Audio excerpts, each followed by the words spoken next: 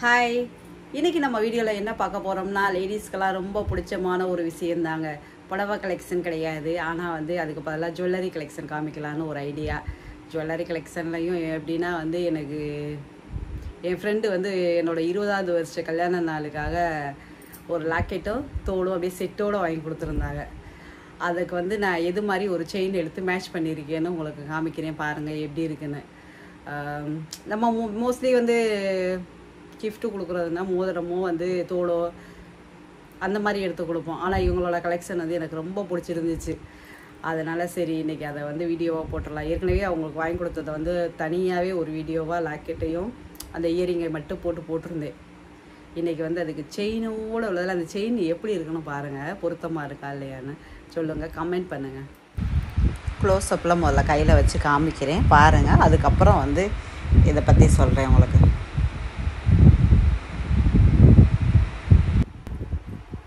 இதுதான் அந்த டாலர், என் ஃப்ரெண்டு வாங்கி கொடுத்துருந்தேன் சொன்னேன் டாலர். பாருங்க எப்படி இருக்குண்ணா, அழகா.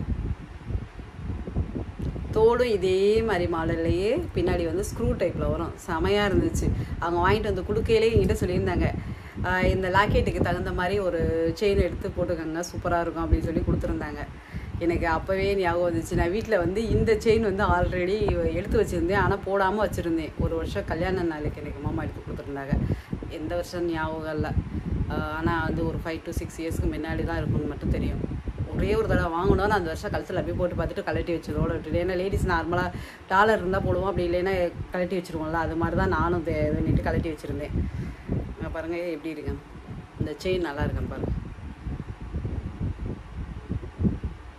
இந்த செயினில் இது பட்டை செயின் மாடல்லையே ஸ்கொயர் டைப், இந்த இதுக்கு தகுந்த மாதிரி லாக்கெட்டில் உள்ள மாதிரியே தான் அந்த வந்திருக்கும் டிசைன்.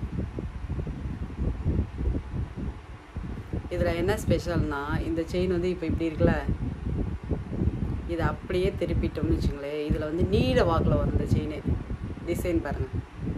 ஒரு பக்கெட்டு வயிறு வெயிட்டு வந்த மாதிரியும், ஒரு பக்கெட்டு நல்லா பாலிஸாக இருக்கும் சொல்லுவோம்ல, அது மாதிரியும். நான் 2 பக்கெட்டு போடுறதுனாலும் போட்டுக்கலாம், அந்த செயினை யூஸ் பண்ணுறதுக்கு 2 in 1 போட்டுக்கலாம். ஆனால் டாலர் மட்டும் நம்ம எப்போ போட்டாலும் சேஞ்ச் பண்ணி போட்டுக்கிற மாதிரி இருக்கும், நல்லாயிருக்கும். இங்கே பாருங்கள்,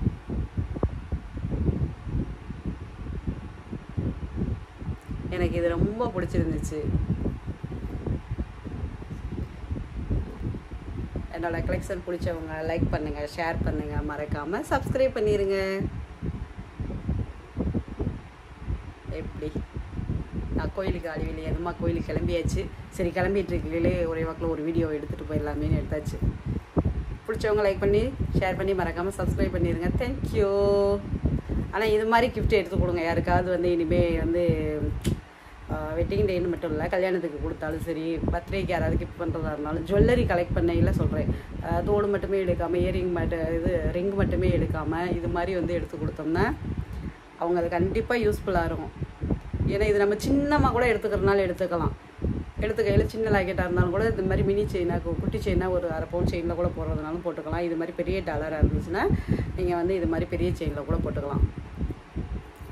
இந்த செயின் எத்தனை பவுன் இருக்குன்னு யாராவது முடிஞ்சால் கெஸ் பண்ணி கமெண்டில் போடுங்க. சரியாக இருக்கான்னு தான் உங்களுக்கு சொல்கிறேன், கமெண்ட்லேயே பாய்.